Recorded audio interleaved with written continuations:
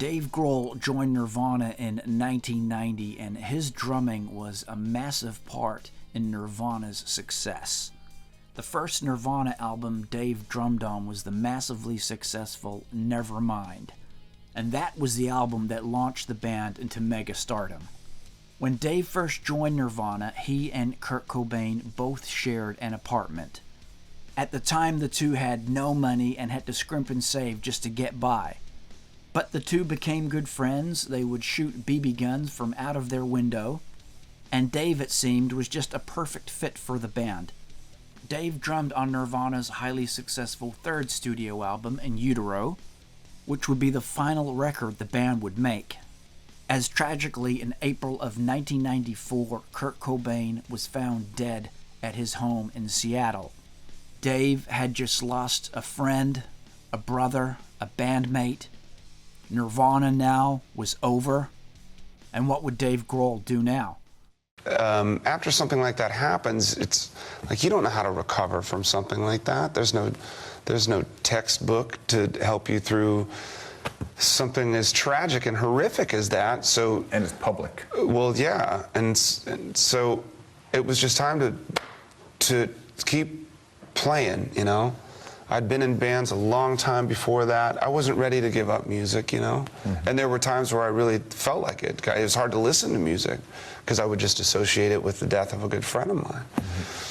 Well, Dave didn't give up. No, he didn't stop. He kept on persevering, and this is where he started his band, the Foo Fighters.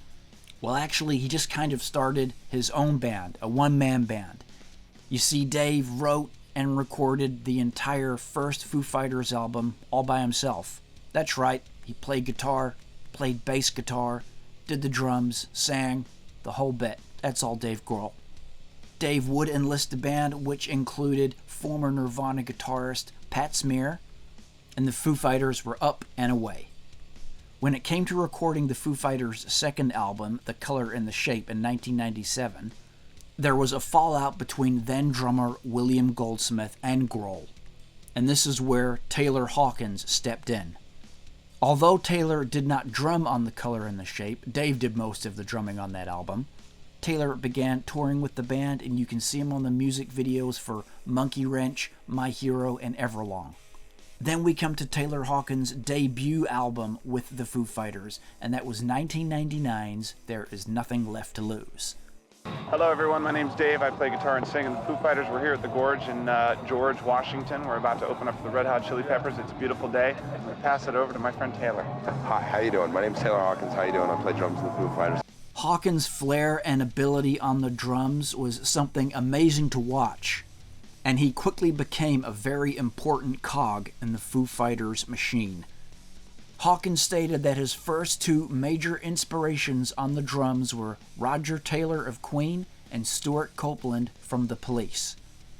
He reported that listening to these two drummers' different styles showed him a wide spectrum of drumming style. He also mentioned that he would play along with songs on the radio or records, like Queen's News of the World, to enhance his skills when he was young.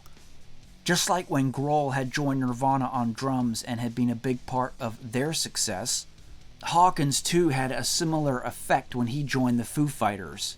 Really helped to take their sound to a new place. And just like Dave and Kurt had become like brothers, there was nobody tighter than Dave Grohl and Taylor Hawkins.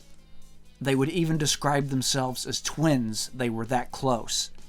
But in March of 2022, tragedy would befall Dave Grohl once again. So as most of you know this evening, the Foo Fighters had to cancel their headlining show.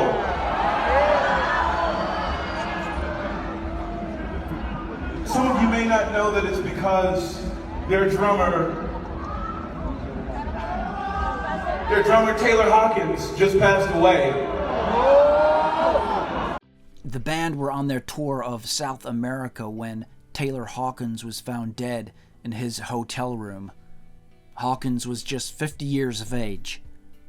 Another bright light, another close friend, another bandmate that Grohl had now lost. Hawkins had battled addiction in the past and almost died back in 2001 when he OD'd. and that had left him in a coma for 2 weeks.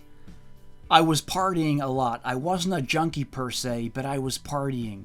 There was a year where the partying just got a little too heavy. Thank God on some level this guy gave me the wrong line with the wrong thing one night, and I woke up going, what the fuck happened? That was a real changing point for me. But Hawkins battled out of that and went on to record more albums for the Foos, and also went on to get married in 2005 and have 3 children.